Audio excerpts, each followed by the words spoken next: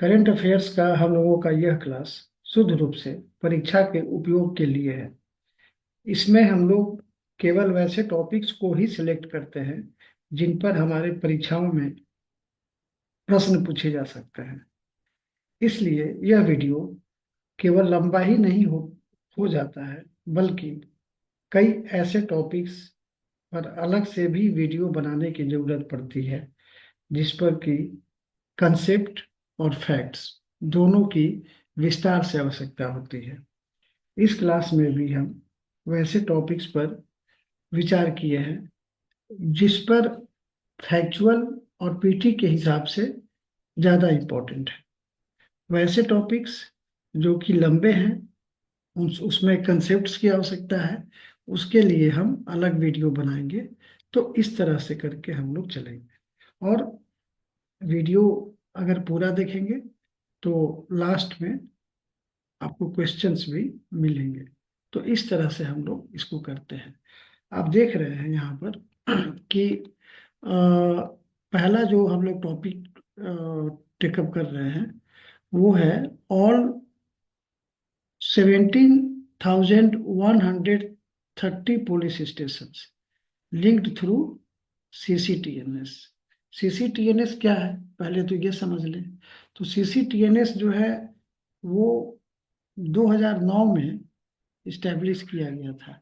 और इसका एक ऑब्जेक्टिव ये था कि एक ऐसा पोर्टल अवेलेबल कराना जिस पर पूरा जो कोर्ट का जो भी एफआईआर है, चार्जशीट है, इन्वेस्टिगेशन रिपोर्ट्स है, उसको एक सेंट्रलाइज्ड किया जाए जिससे कि एक क्लिक में ही पूरी पूरी जो बात है वो पता चल पाए। तो इसको जो है यही उद्देश्य, उसी इसी उद्देश्य से इसको शुरू किया गया था। अब इस पर जो है ये कहा गया है, ये जो रिपोर्ट आई है, ये देख रहे हैं कि 17,130 पुलिस स्टेशन, मतलब कि एक तो ये भी हमको इंफॉर्मेशन मिल गया कि 17 कि पूरे देश में जो है वो कितने पुलिस स्टेशन हैं, 17,130 है। अब पीटी में पूछे नहीं पूछे, लेकिन मान लीजिए मेंस में आप लॉन्ग क्वेश्चन लिख रहे हैं तो ये सब डेटा जो है लिखने में बहुत काम आता है। तो ये क्लियर है। अ, इस टॉपिक का मकसद यही था।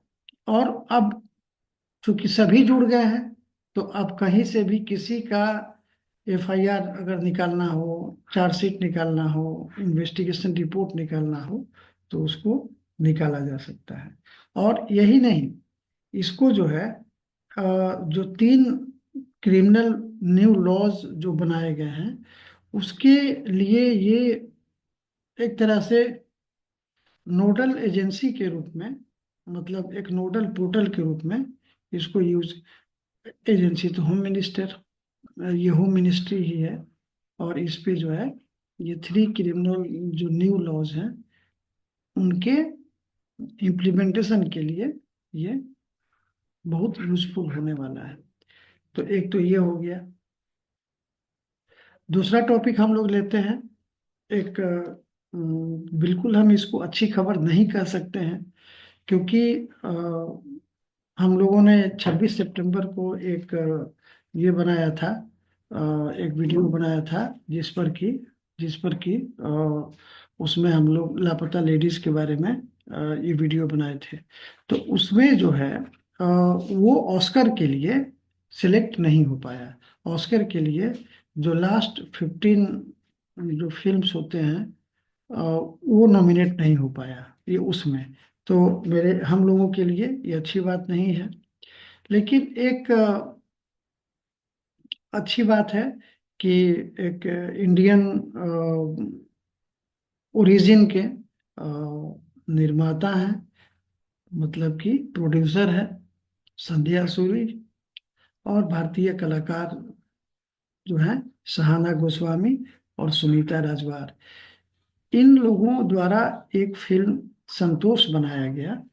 वो यूके के तरफ से प्रतिनिधित्व करते हुए शॉर्ट लिस्टिंग उसकी हुई है। तो नाम याद रखिएगा, संतोष।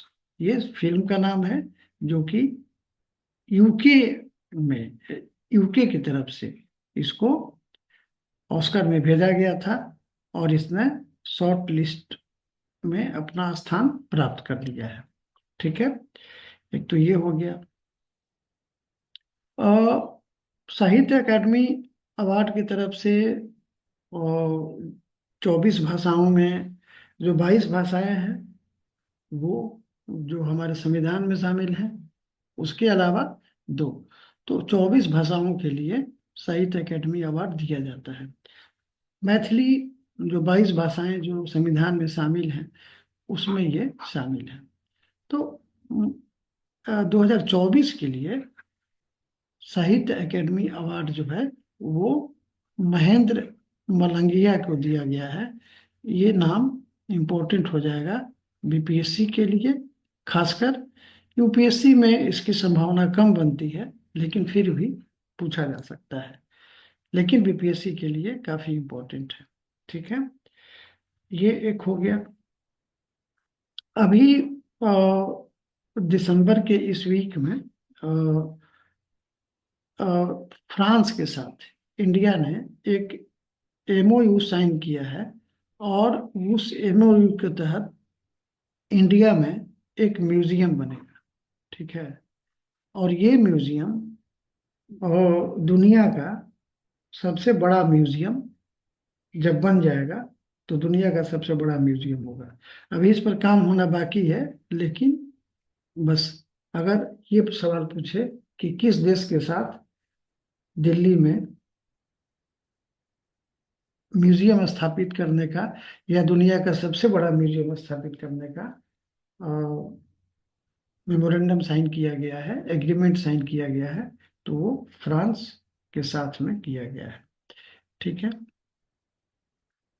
देखिए, श्रीलंका हमारा काफी महत्वपूर्ण पड़ोसी ये देश है, और उसमें महत्वपूर्ण इस लिए है कि जो सामुद्रिक सुरक्षा है, उसके लिए ये बहुत रणनीतिक, स्ट्रेटेजिक लोकेशन है इसका, और इसलिए ये काफी इम्पोर्टेंट हो जाता है। आप देख रहे हैं कि ये पूरा जो है सी है, ओशन है, ठीक है ना, और ये काफी इम्पोर्टेंट लोकेशन हो जाता है इंडिया के, क्योंकि इधर से चाइना भी, इधर से पूरा खुला ही हुआ है। ठीक है ना, और ये जो है, यहाँ से कोई भी इंडिया में कुछ भी कर सकता है। तो यहाँ की राजनीति पर हमारी एक नजर रहती है। वैसे तो हर देश के साथ हम चाहते हैं कि हमारा संबंध जो है वो अच्छा बने, लेकिन श्रीलंका उसमें कुछ चंद उन देशों में से है जो कि हमारे लिए बहुत ही महत्वपूर्ण है। अपने आपको याद होगा कि हमारे पूर्व प्रधानमंत्री राजीव गांधी जब प्रधानमंत्री थे, उन्होंने, जो श्रीलंका में उस समय सिविल वार चल रहा था, उसके लिए यहाँ से इंडियन पीस कीपिंग फोर्स भेजा था। और चूंकि वहाँ के आतंकवादियों को वो चीज पसंद नहीं आ रहा था, तो जब श्री राजीव गांधी गए थे वहां पर, तब उन पर, जब वो परेड की सलामी का निरीक्षण कर रहे थे, तो उस समय उन पर हमला किया गया था। हालांकि उसी विवाद में उनकी जान भी गई, और उनकी मृत्यु हो गई। तो श्रीलंका के साथ में हमारा रिश्ता जो है काफी महत्वपूर्ण है, रणनीतिक है, और संवेदनशील है। वो तमिल लोगों का भी मुद्दा है, सुरक्षा का भी मुद्दा है, और एक पड़ोस के देश में किसी भी देश में दूसरे देश हस्तक्षेप करके अपना वर्चस्व स्थापित नहीं कर लें, उसको अपने प्रभाव में नहीं ला लें, तो ये सारा चीज हम लोग को देखना होता है। अभी वहाँ पर सत्ता परिवर्तन हुआ है, तो वहाँ पर अनुरा कुमार देशनायके, जो ये दिशा नायके जो हैं, वहाँ के प्रेसिडेंट बने हैं, और उन्होंने अपनी पहली विदेश यात्रा भारत की है। अब यहाँ पर जब आए तो काफी महत्वपूर्ण मुद्दों पर बातचीत हुई, और कई मुद्दों पर जो है समझौते भी हुए, जिसको ज्वाइंट स्टेटमेंट भी कह सकते हैं, और कई तरह से उसमें एमओयूज भी ये साइन हुआ।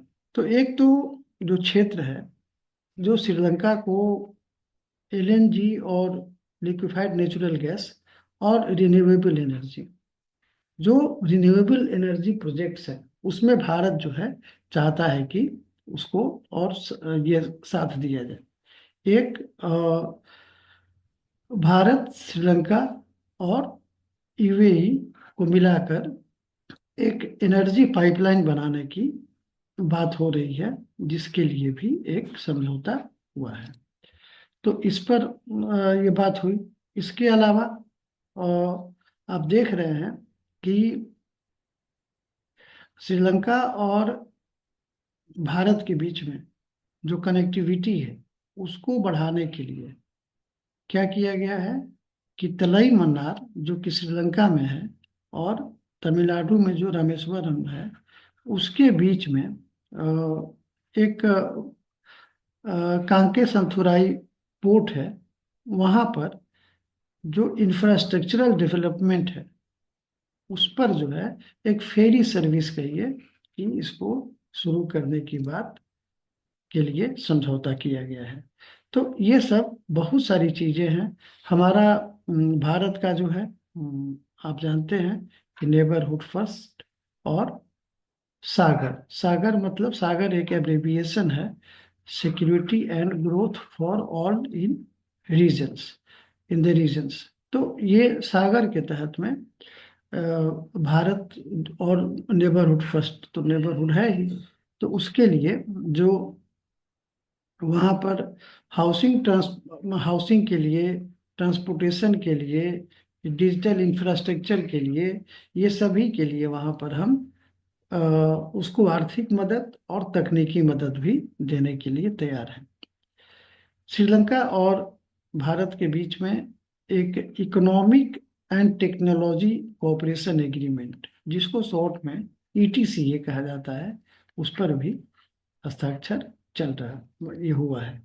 तो ये सब चीज जो है हम लोगों को ध्यान देना होगा इसके लिए।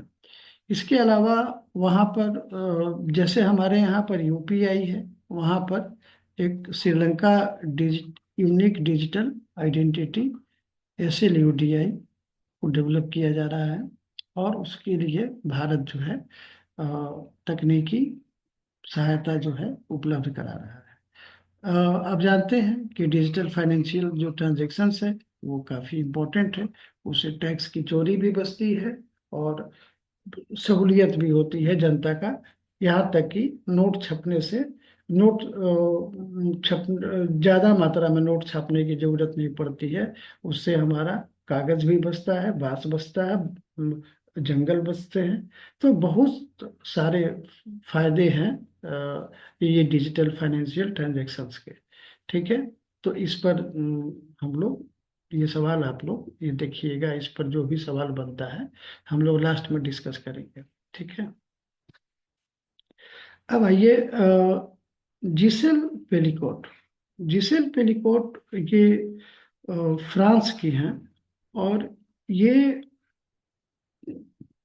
अ, अभी 74 ईयर्स की हैं। ठीक है। 1971 में इनकी शादी हुई थी डोमिनिक पेलिकोट से। ठीक है। 2000 में इनका इनके साथ में डाइवोर्स हो गया। ये सेल्फ डिपेंडेंट वुमेन है, और जॉब भी करती थी। 2000 में इनका इन्होंने डाइवोर्स दे दिया। अ, इन इनका जो है ये फिर बाद में, रिटायरमेंट के बाद में इ- इन्होंने रीमैरिज कर लिया उन्हीं के साथ में, डोमिनिक पेलिकोट के साथ में। और डॉक्टर ने कुछ हेल्थ इश्यूज के कारण इनको एक दवा दिया, लोरेजापाम। ठीक है, ये एक तरह का डिप्रेसेंट है जो कि आपको नींद वगैरह लाने में सहूलियत पैदा करता है। अब उसमें क्या हुआ कि इनको लगा कि मेरे साथ जो है, मतलब मेरे बॉडी में कुछ अनयूजुअल चीज हो रहा है। तो ये जो है इस पर डॉक्टर से फिर संपर्क की, लेकिन वैसी कोई बात सामने आई नहीं। तब इन्होंने क्या किया कि इस चीज को दिमाग से निकाल दिया। बाद में सितंबर 2020 में, ठीक है ना, सितंबर 2020, हाँ 20 में, इनके जो हस्बैंड हैं वो अपस्कर्टिंग एक क्राइम है फ्रांस फ्रांस में, जिसमें कि पनिशेबल क्राइम है, जिसमें कि क्राइम ये है कि जो किसी भी तरह से कोई भी महिलाओं के स्कर्ट वगैरह के अंदर से कैमरा यूज करके फोटो लेता है तो वो एक क्राइम माना गया है।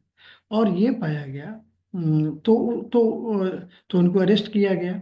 और इसी दौरान में ये बात सामने आई कि इनके फोन में और इनके पास बहुत सारे वीडियोज और फोटोज जो हैं उस तरह का ऑब्जेक्शनेबल है। अब उसके लिए इन्होंने तो उसमें और ध्यान से देखा गया तो पाया गया कि जिसेल पेलिकॉट से रिलेटेड भी कई वीडियोस और फोटोज हैं।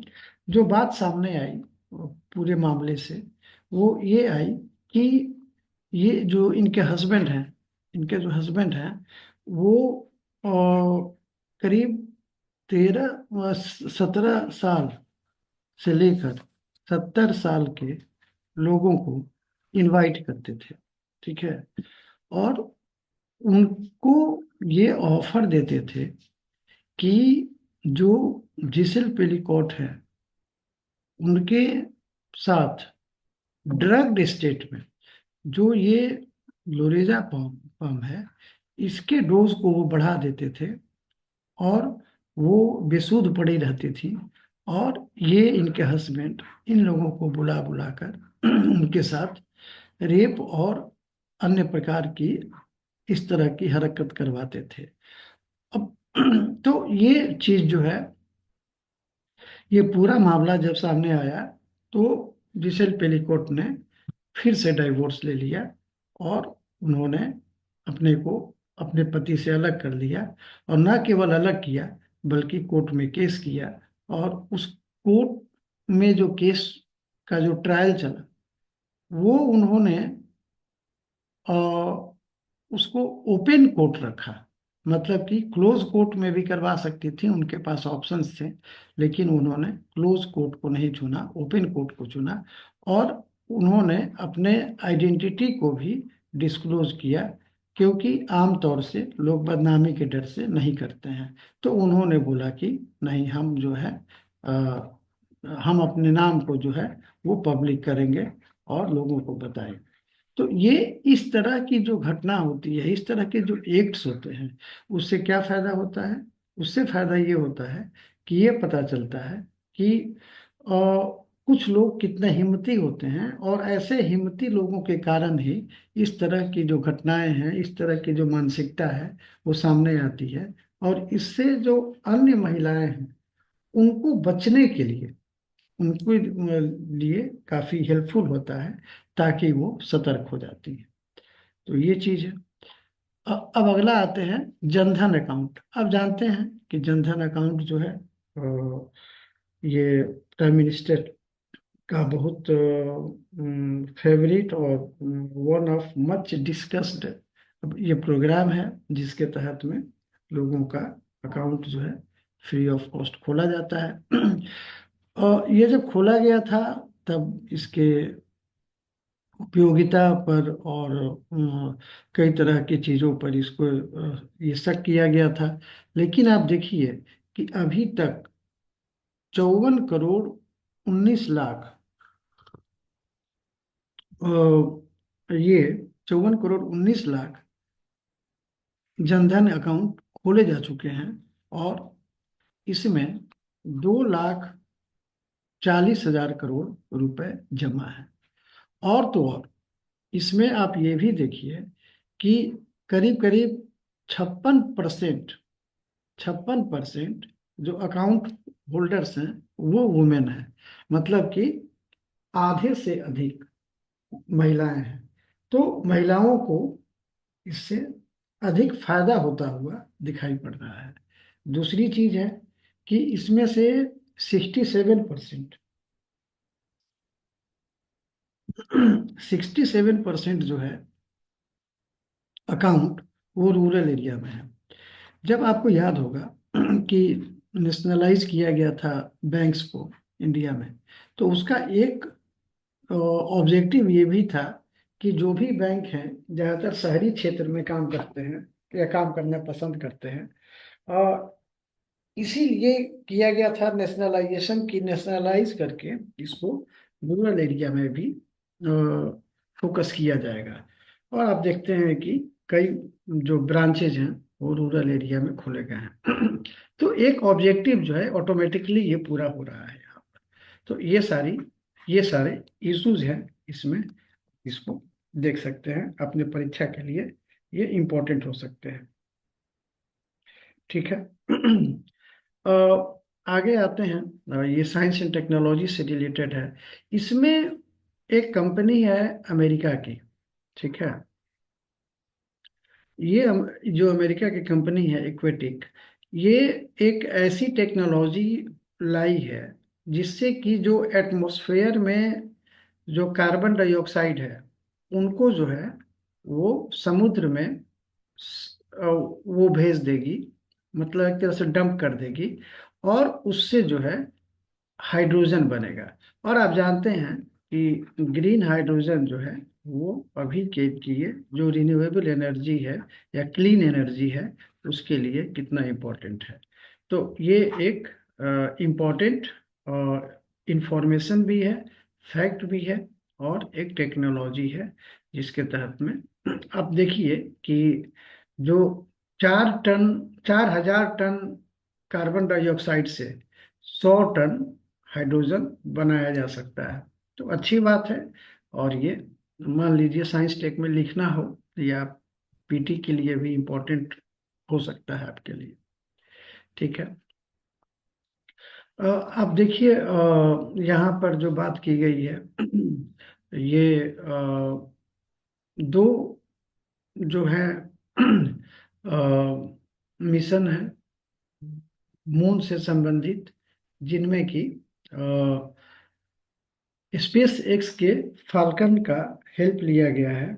और ये जो है हाकुतो R मिशन 2 और ब्लू घोस्ट मिशन 1, ये दोनों जो हैं ये स्पेस एक्स के फाल्कन 9 से, आपको याद होगा कि फाल्कन 9 से ही हम लोग अभी हाल में दिसंबर में 2024 में GSAT-20 जो है लॉन्च किए थे। तो स्पेस एक्स काफी तेजी से आगे बढ़ रही है। गगनयान जो है इसमें हम लोग यहाँ टेकअप नहीं करेंगे, क्योंकि गगनयान बहुत बड़ा विषय है और उस पे हम लोग एक अलग से वीडियो हम बनाएंगे जिसमें आप लोगों को पूरी जानकारी जो है इसमें दी जाएगी। वैसे जो थोड़ा मोड़ा अगर जानना चाहते हैं तो इसका पहला जो है जीवन, जो कि अनक्रूड होगा, जिसमें कि कोई आदमी नहीं जाएगा, कोई इंसान नहीं जाएगा, वो 1 मार्च 2025 को ये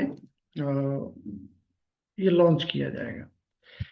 और इसके बाद जब ये सक्सेसफुल हो जाएगा और इसके लिए जो है HLVM-3 यानी कि human rated launch vehicle Mark 3 का इस्तेमाल किया जाएगा, जिसका परीक्षण जो है और जिस पर काम जो है ये पहले से किया जा चुका है, मतलब शुरू किया गया है। ठीक है। तो गगनयान को हम लोग पास कर देते हैं।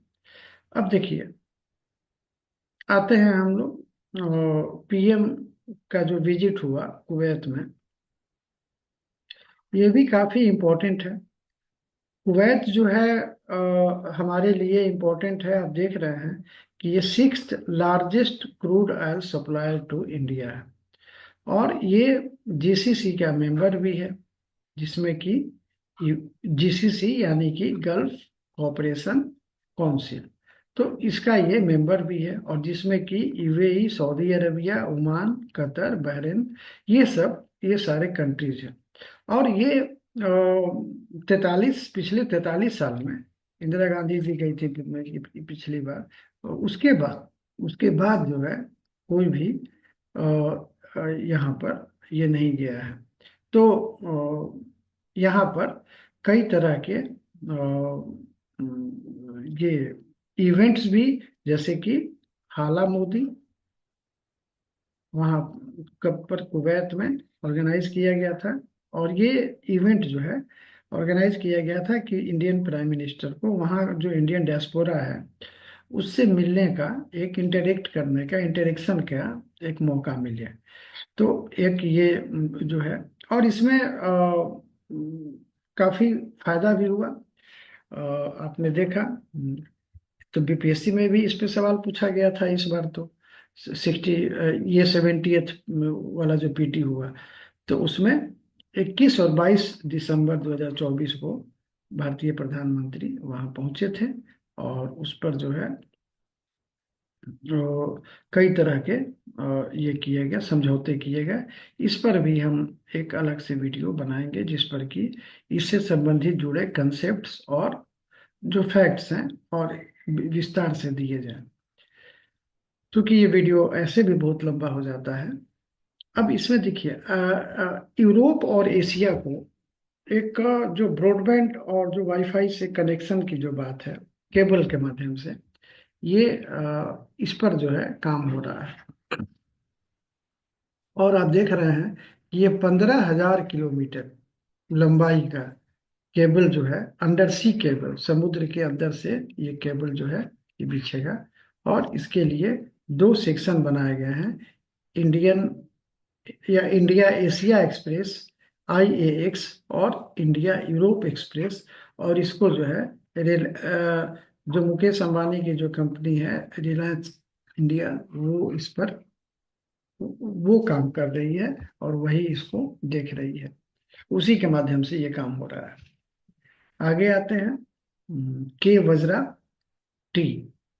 के वज्रा टी जो है, ये सेल्फ प्रोपेल्ड एक गन है, ठीक है ना, जो कि साउथ कोरिया का है। और हम लोगों ने वहां से इंपोर्ट करके और इसको यहाँ पर भी बनाएंगे।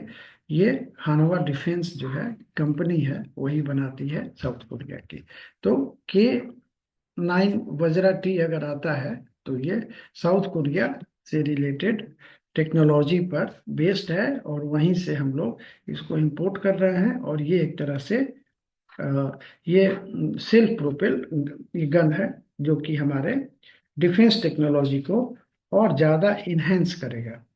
तो इस पर जो है काम हो रहा है, आप ये देख लीजिए, ठीक है। इसके अलावा फिर हम लोग आते हैं और इसमें कि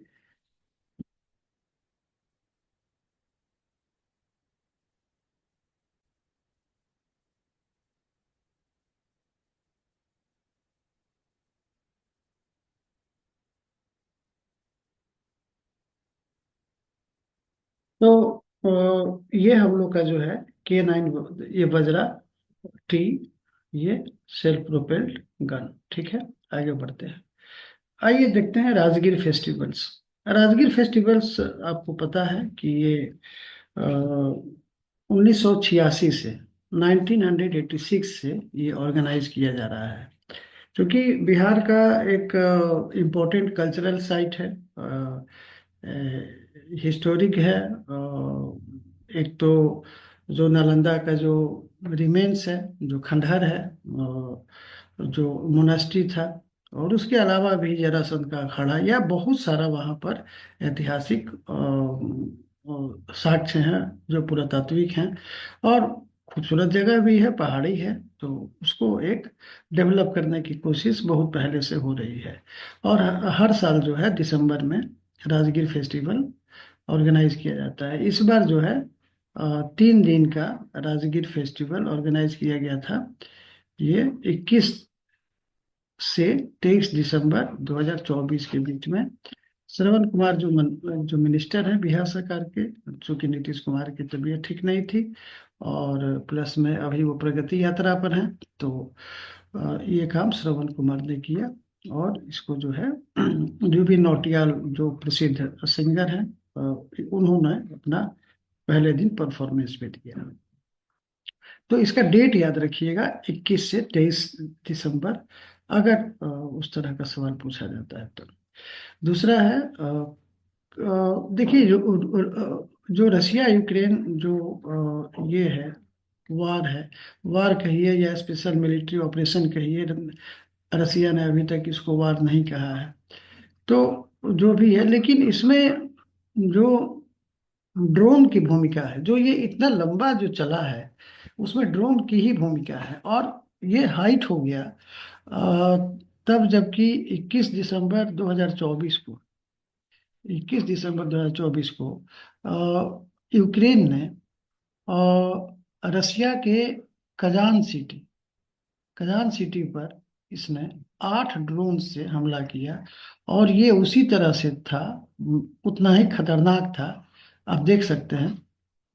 और ये उतना ही खतरनाक था जितना कि अमेरिका में जो 9/11 की घटना थी और ट्विन टावर पे हमला किया गया था। तो एक तरह से यूक्रेन द्वारा रूस को जवाब भी दिया गया है, और एक मैसेज भी दिया गया है कि भाई आप अपना जो है ये बंद करिए, नहीं तो हमारे तरफ से भी आपको हानि पहुंचेगा। तो ये मतलब अ, हालांकि इसके ये एक जवाब था यूक्रेन की तरफ से, क्योंकि आप देख रहे हैं कि रशिया ने उसके कुछ देर पहले 113 ड्रोन से हमले किए थे। हालांकि इसमें 57 ड्रोन मार गिराए गए थे। तो ये वर्ल्ड ट्रेड सेंटर पर जो हमला हुआ था, यहाँ आप देख सकते हैं कि जो मैंने बात बोला उसको मेंशन किए हुए हैं हम लोग। तो इस तरह से। और कजान जो है औद्योगिक भी है और सांस्कृतिक रूप से महत्वपूर्ण शहर भी है रसिया का। ठीक है। अब आते हैं, एक ये बहुत चर्चा में ये रहा, ये दिसंबर के लास्ट वीक में, कि सरकार ने जो है कंडक्ट ऑफ इलेक्शन रूल्स 1961 में अमेंडमेंट कर दिया। उसमें संशोधन ये किया गया, जैसे कि पहले उसमें था कि अ, ये एक्चुअली पीटी के व्यू से अगर देखिएगा तो संशोधन किया गया है 93 के ए में। किसमें? कंडक्ट ऑफ इलेक्शन रूल, यानी कि चुनाव संचालन नियम। ठीक है,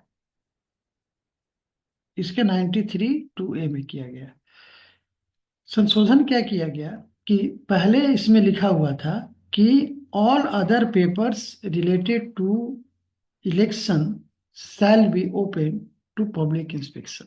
मतलब कि आप उसको आरटीआई वगैरह में मांग सकते हैं, वो प्रतिबंधित डॉक्यूमेंट के कैटेगरी में नहीं था। तो जो भी चुनाव से संबंधित था वो एक ओपन डोमेन में, पब्लिक डोमेन में था। अब इसमें कर दिया गया कि all other papers as specified in these rules. अब देख रहे हैं इतना जोड़ा गया, ये सब ठीक है, ये सब ठीक है। तो इतना जोड़ दिया गया। इससे अब क्या हो गया कि इलेक्शन से रिलेटेड सभी पेपर्स पब्लिक के लिए आरटीआई के थ्रू या ऐसे अवेलेबल नहीं रहेंगे, बल्कि जो स्पेसिफाइड है वही रहेंगे। अब इसमें इशू ये आ रहा है कि ये तब हुआ है जबकि पंजाब और हरियाणा हाई कोर्ट ने एक महमूद प्रचा है, उनके पिटीशन पर यह ऑर्डर किया कि वीडियोग्राफी, सीसीटीवी कैमरा फुटेज और कॉपीज ऑफ फॉर्म 17C को उपलब्ध कराने का। और उसी समय तो ऐसा माना जा रहा है, लोगों का मतलब जो द्वारा इस संशोधन का विरोध किया जा रहा है, ये बात कह के कि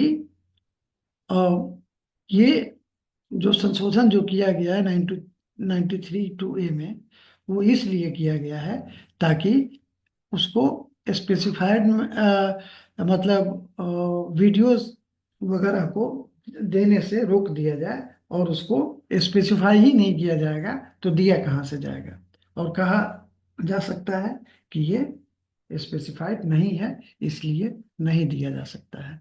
तो इस पर जो है विरोध अभी जारी है। अब आते हैं इसरो और यूरोपियन स्पेस एजेंसीज, ईएसए। इसने एक टेक्निकल इम्प्लीमेंटेशन प्लान पर, टीआईपी पर साइन किया है। देखिए, गगनयान से रिलेटेड बहुत सारे स्टेजेस हैं। अभी तो जो हम लोगों ने जीवन का बात किया, तो उसमें केवल मतलब अनक्रूड हम लोग भेजेंगे, उसमें कोई भी ह्यूमन बीइंग नहीं रहेगा। तो इसीलिए हम लोग इस पर एक अलग से बनाएंगे वीडियो, इसलिए इसको हम लोग आगे बढ़ते हैं। हाला मोदी के बारे में चर्चा की है कि ये कुवैत में जो भारतीय प्रधानमंत्री का जो यात्रा हुआ, उसमें कुवैत में एक शेख साद अल अब्दुल्ला इंडोर स्पोर्ट्स कॉम्प्लेक्स है, उसी में हाला मोदी का आयोजन किया गया। ठीक है। 55th meeting of GST council, ये भी देखिए काफी इम्पोर्टेंट रहा। इसमें कई चीजें चर्चा में रहीं, और उस पर से हमको लगता है कि एक अलग से वीडियो बनाया जाना जरूरी है, क्योंकि इसमें पॉपकॉर्न से लेकर सेकेंड हैंड कार के सेल पर, और और भी कई इम्पोर्टेंट लिए गए डिसीजंस, जिस पर कि हम लोग को एक अलग से वीडियो जो है वो हम लोग बनाएंगे। ठीक है। देखिए, ये एनएसओ जो है, ये इजराइल का एक तरह से खुफिया एजेंसी, प्राइवेट एजेंसी है। ठीक है। इसको एनएसओ कहा जाता है। इसके संस्थापक जो हैं, नीव, सलेव और उमरी, ये तीनों के नाम पर एनएसओ कहा जाता है। इन लोगों ने इन लोगों को अमेरिका की कोर्ट ने दोषी पाया है। किसके लिए? खुफियागिरी करने के लिए, अनअथराइज्ड सर्विलांस के लिए। तो एनएसओ याद रखिएगा, ये इजराइल का है, इतना कम से कम, और ये इसको अमेरिका द्वारा दोषी ठहराया गया है। ठीक है। क्वांटम सैटेलाइट, इसका भी अलग से वीडियो बनेगा, आप इसको वेट करिए 1-2 दिन में। हाँ, आते हैं वुमेन कबड्डी वर्ल्ड कप पर। इसका आयोजन जो है इसका बिहार में किया जाएगा, और ये आप देख रहे हैं कि राजगीर का जो स्पोर्ट्स एकेडमी जो बना हुआ है, ये उसमें किया जाएगा मार्च 25 में। तो अगर इधर कोई एग्जाम होता है तो उसमें इस तरह का सवाल पूछा जा सकता है। अदरवाइज जो है स्पेसिफिक डेट जब आएगा तो उसका हम लोग ये देख लेंगे उसको, और इसमें 14 देश भाग लेंगे। वैसे ये पटना में जो पाटलिपुत्र कॉम्प्लेक्स बना था, उसमें भी 2012 में ये हो चुका है, ये दूसरी बार होगा बिहार में। ठीक है। अब आते हैं, आप देखिए, ये एक डेटा है जो कि थोड़ा सा डिस्करेज करने वाला है, कि हर साल 1.5 लाख लोग इंडियन सिटीजनशिप को रिनाउंस कर रहे हैं, वो छोड़ रहे हैं, और दूसरे देश का की नागरिकता ले रहे हैं।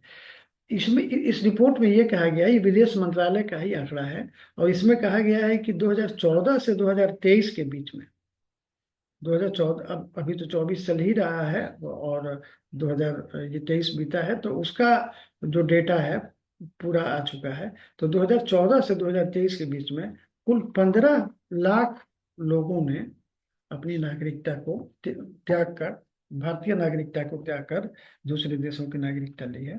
तो कहीं ना कहीं कुछ इशू रहा होगा, या काम का इशू रहा होगा, या फिर और भी कोई इशू रहा होगा। इसके अलावा हम लोग आते हैं फ्लाइट ऑफ इंडियन वर्कर्स, ये एक दुखद स्थिति है।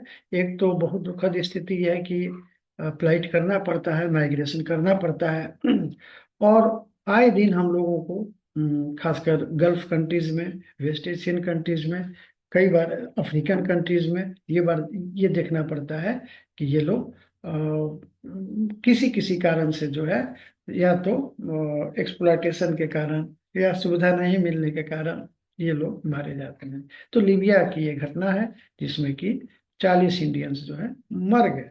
तो काफी चिंताजनक स्थिति है।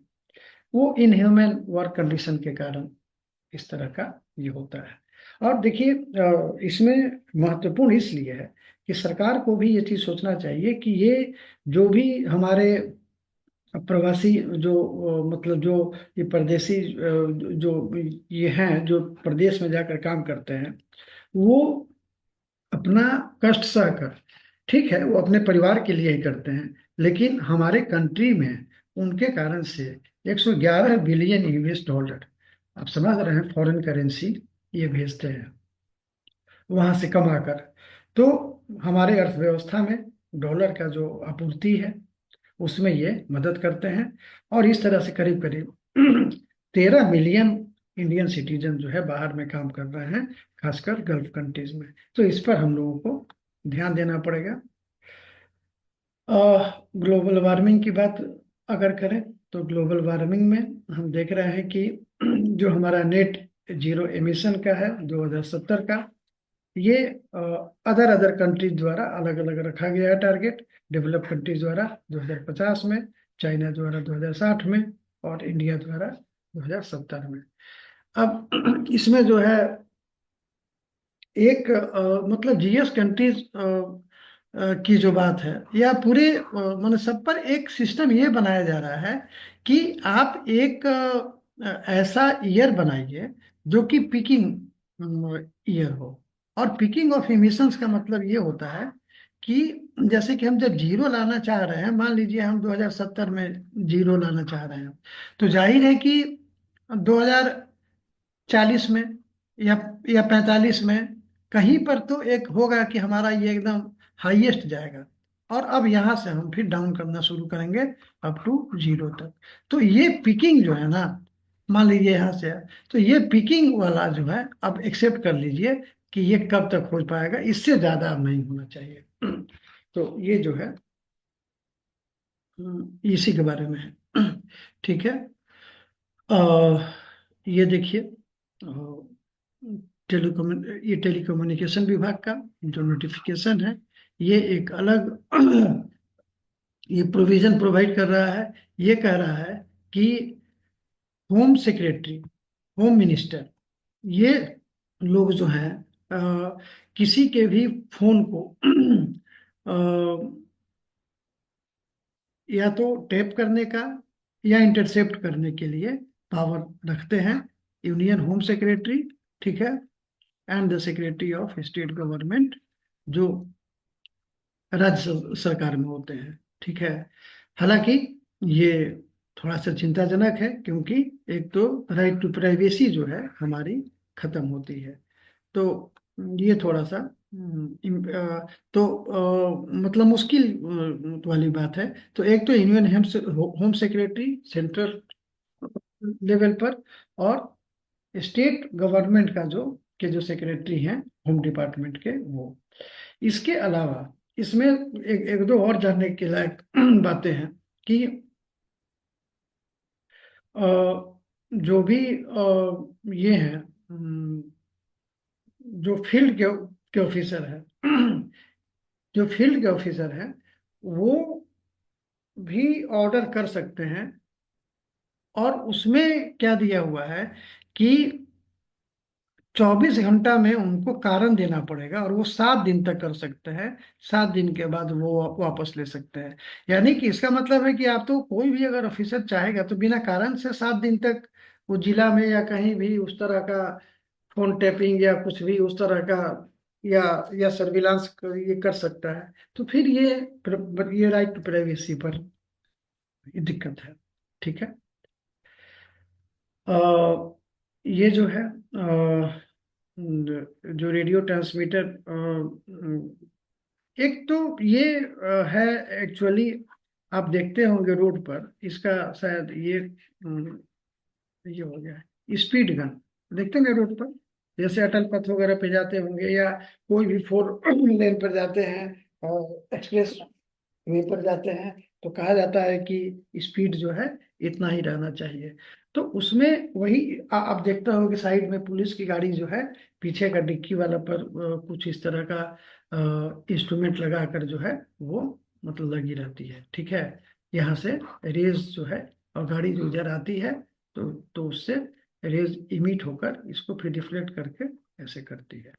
तो ये स्पीड ये पता चलता है। और इसका जो है ये ठीक है। इसके अलावा आते हैं space x satellite internet technology, Starlink पर। यहाँ पर जो है स्टारलिंक, ये इसमें देखिए, ये एक तो स्टारलिंक जो है एक सैटेलाइट है जो कि टेलीकम्युनिकेशन से रिलेटेड है, और ये एक्सटेंसिव लो अर्थ ऑर्बिट सैटेलाइट है। आप इसको ए, एलियो तो कहेंगे ही, एक्सटेंसिव है। एक्चुअली इसका ये समस्या इसलिए बना है क्योंकि जो मतलब उस तरह के जो प्लेसेज हैं जो कि जंगली हैं, जहाँ पर कि कुछ भी नहीं है, वहाँ पर जहाँ पर कि आतंकवादी या उस तरह के लोग जो लॉ अबाइडिंग नहीं होते हैं, वो चाहते हैं अपना शरण लेना, वहाँ पर वो लोग नेटवर्क जो यूज करते हैं, उसके लिए ये काफी हेल्पफुल हो जा रहा है। तो आप देख रहे हैं मणिपुर, अंडमान निकोबार या और भी उस तरह के जो चीज हैं, तो उस पे जो है ये स्पेस सिक्स का स्टार लिंक जो है, ये ये actually star link satellite, telecommunication satellite है, जो कि एक्सटेंसिव लो अर्थ ऑर्बिट में है। आप देख रहे हैं कि 550 किलोमीटर करीब करीब है। लेकिन इसका प्रॉब्लम यही है कि ये आतंकवादियों के लिए, यहाँ तक कि जेल में भी बहुत जगह जो है यूज किया जाने लगा है चोरी छुपे। तो ये सरकार के लिए एक सरदर्द बन गया है, ठीक है। इसमें आते हैं NHRC, national human rights commission, जो सुप्रीम कोर्ट के पूर्व जज हैं, भी रामा सुब्रमण्यम, इनको NHRC का चेयरमैन बनाया गया है। ये सब सवाल जो है बहुत तेजी से और बहुत बार पूछा जाता है, याद कर लीजिएगा। जैन जो ये जो जेनकास्ट ये है, जो ये गूगल द्वारा ये किया गया है, तो ये वेदर को फोरकास्ट करने का, मौसम संबंधी भविष्यवाणी करने के लिए काफी हेल्पफुल हो रहा है। और ये जिस प्रोसेस पर काम करता है उसको न्यूमेरिकल वेदर ये प्रिडिक्शन बोलते हैं, NWP। तो कभी भी इस तरह से PT में अगर सवाल पूछेगा तो आप इसको कर देंगे, ठीक है। इसके अलावा आप देख रहे हैं कि अभी ये प्रेसिडेंट ने 5 राज्यों में नए गवर्नर भेजे हैं, अपॉइंट किए हैं। और उसमें मणिपुर, जो कि एक्स होम सेक्रेटरी हैं अजय कुमार भल्ला, उनको बनाया गया है। मिजोरम में ये जनरल वीके सिंह को बनाया गया है, ठीक है। ये उड़ीसा में जो झारखंड के पूर्व मुख्यमंत्री थे रघुवर दास, वो वहाँ थे, उन्होंने इस्तीफा दे दिया, और अभी हरिभाऊ कंभनपति को यहाँ का राज्यपाल बनाया गया है। जो केरल के राज्यपाल थे आरिफ मोहम्मद खान, उनको बिहार के राज्यपाल के रूप में नियुक्त किया गया है। और बिहार के जो राज्यपाल थे राजेंद्र विश्वनाथ आर्लेकर, इनको केरल का राज्यपाल। तो ये मैच करने के लिए ये आते रहता है। आप इसको देखिएगा, ये बनाइएगा, ठीक है। आगे आते हैं, इंडस्ट्रियल डेवलपमेंट इन बिहार। हम लोग ये चीज पढ़ चुके हैं कि जो इंटीग्रेटेड मैन्युफैक्चरिंग क्लस्टर है वो हमारे यहाँ बिहार में गया में डोभी में बन रहा है 1670 एकड़ में, और ये 1344 करोड़ रुपया का इस पे बन रहा है गया में, ठीक है। तो ये हम लोग पहले भी देख चुके हैं। ये इसी के साथ ये भी हम लोग पहले देख चुके हैं कि चूंकि चीजें नए नए रूप में करंट अफेयर्स में आते रहती हैं, तो वो न्यूज में एक महीना 2 महीना फिर मन बारी बारी से आते रहती है, तो हम लोग इसको कर चुके हैं। बिहार में 2 स्पेशल इकोनॉमिक जोन्स भी अप्रूव किए गए हैं। एक तो बक्सर के नवानगर में है, और दूसरा जो है ये वेस्ट चंपारण में है। यहाँ पर ये गलत हो गया है, ठीक है। और ये भी आप याद कर लीजिएगा कि बिहार में जो है 31 जिलों में से, 38 जिले हैं ना, 31 जिलों में 84 इंडस्ट्रियल एरिया जो है ये इस्टेब्लिश किया गया है, 84। और ये सब जो है विकसित Bharat at the rate of 2047 का भाग है, ठीक है। अ, ये जो मिनरल है, जो क्रिटिकल मिनरल्स हैं, वो हमारे लिए, हमारे कंट्री के इकोनॉमिक डेवलपमेंट के लिए, इंडस्ट्रियल डेवलपमेंट के लिए, मैन्युफैक्चरिंग सेक्टर के लिए कितने इम्पोर्टेंट है, वो आज के समय में कह पाना मतलब सबके लिए, सब कोई जानता है इस बात को, ये कोई नई बात नहीं है। टंगस्टन ब्लॉक जो है ये ये पाया गया है तमिलनाडु में, मदुरई कॉम्प्लेक्स से जो 6 विलेजेस हैं, ये अरिटापट्टी में। तो ये एक ध्यान में रखिएगा, इस पर सवाल जो है पूछा जा सकता है। प्रॉब्लम यहाँ पर यही है कि यहाँ पर जहाँ पर ये मिला है वो एक बायोडाइवर्सिटी हेरिटेज साइट है। अब इसमें जो है कुछ गांव आते हैं, आप देख रहे हैं, 6 विलेज, 6 विलेज, 6 विलेजेस। और अब ये टंगस्टन यूज किया जाए या फिर ये विरासत बचाई जाए, तो दोनों में अभी बात चल रही है, थोड़ा सा समस्या है। देखिए बाल पुरस्कार ये जो है 26 दिसंबर को ये दिया गया 17 बच्चों को। कभी कभी संख्या भी पूछा जाता है। ये 17 बच्चे जो हैं 14 राज्यों और यूटी से रिलेटेड हैं। केवल नंबर याद रख लीजिएगा, लिस्ट तो पॉसिबल नहीं है क्योंकि 17 लोगों का नाम याद आपको नहीं रहेगा।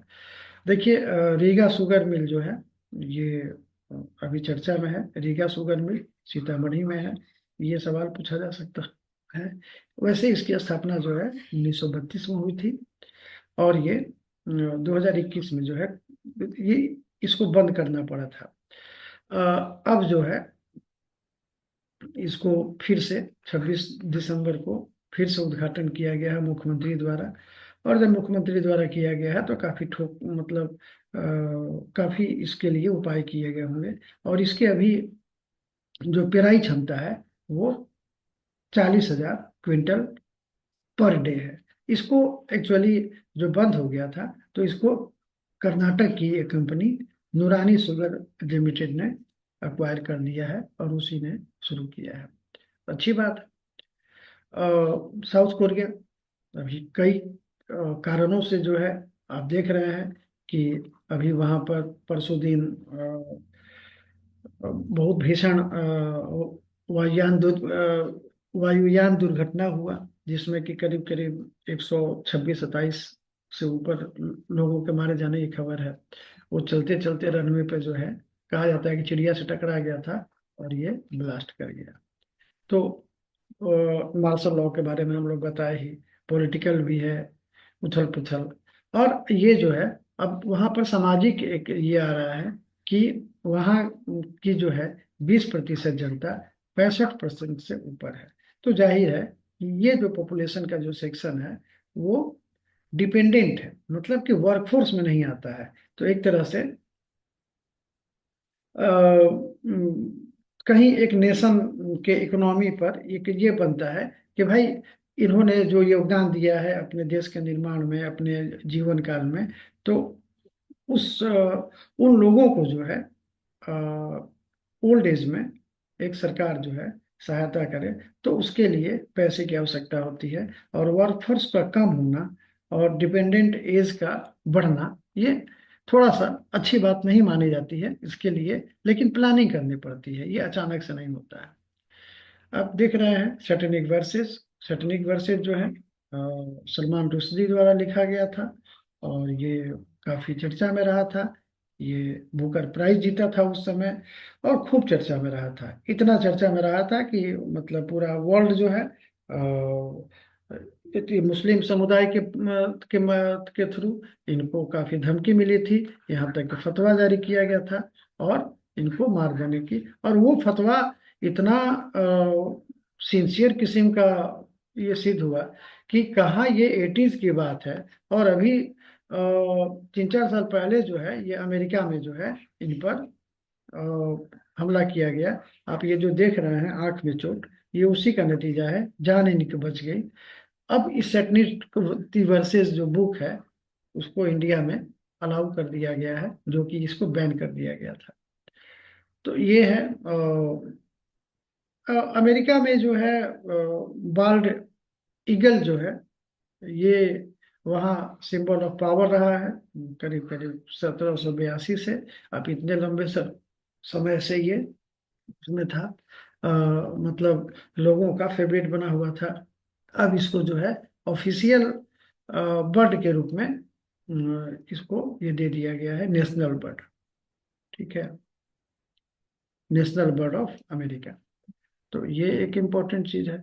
मनमोहन सिंह काफी respectable prime minister of India, और समाज के हर वर्ग से इनको समर्थन और सिंपैथी, और इनके इनका जो इंटेलेक्ट है, जो नॉलेज है, जो काम करने का तरीका है, अ, काफी प्रशंसा की जा रही है। हालांकि जब 2014 तक थे, और उस समय लास्ट खासकर 2011 12 13 मतलब इस सब में जो है काफी इनको परेशानी का सामना करनी पड़ी।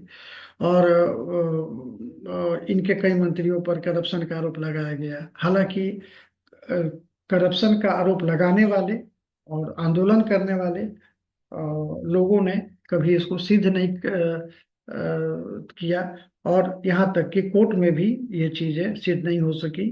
और जब सत्ता परिवर्तन हो गया, वो हट गया, तो उन लोगों ने जिन लोगों ने आरोप लगाया था, अब उनके लिए ये महत्वपूर्ण नहीं रह गया है, और ये आरोप सिद्ध भी नहीं हो पाया। इसका मतलब है कि वो एक डिफरेंट एंगल से आरोप मनगढ़ंत गढ़े गए थे, और स्पेकुलेशन के आधार पर कि इन्होंने 2G में ऐसा किया होता तो इतने का फायदा हो जाता। इसका मतलब है कि ये नहीं किए, इतना का नुकसान हो गया। अब इस तरह की बात जो है, लेकिन समय समय की बात है। अब उस समय लोगों ने, और ये काफी महत्वपूर्ण पदों पर है, chief economic adviser of Indian government, deputy chairman of planning commission, governor of RBI, union finance secretary. इसके अलावा ये कि भारत के प्रधानमंत्री 2000 ये 5 से 2014 तक, 2004 से 2014 तक। तो ये जो है नहीं, 5 से, तो ये जो है मतलब रहे थे। और प्राइम मिनिस्टर के रूप में 10 साल प्राइम मिनिस्टर रहना आसान बात नहीं होती है, और वो भी इतने साफ सुथरे छवि के साथ, और वो भी किसी भी तरह का मतलब क्या कहा जाए उसको, गलत काम या फिर उस तरह से एक चीप टाइप का काम ही इन्होंने अपने कार्यकाल में कभी नहीं किया। चाइना का एक अभी प्रयास किया जा रहा है, वहाँ की कैबिनेट ने अप्रूव कर दिया है कि जो ब्रह्मपुत्रा जो रिवर है, जिसको कि यार्लुंग ये कहा जाता है, उसमें जो है जो ये यार यहाँ हम लिख दे रहे हैं, यारलुंग जांगपो रिवर है, ये ब्रह्मपुत्रा का ही तिब्बती नाम है। और उसमें जो है ये आप देखिए 137 मिलियन, यानी कि 1 पॉइंट, हमको लगता है कि यहाँ पर डेटा जो है कुछ गड़बड़ हुआ है। हम एक बार ये करते हैं। तो हम इसको चेक करते हैं कि कहाँ क्या प्रॉब्लम है।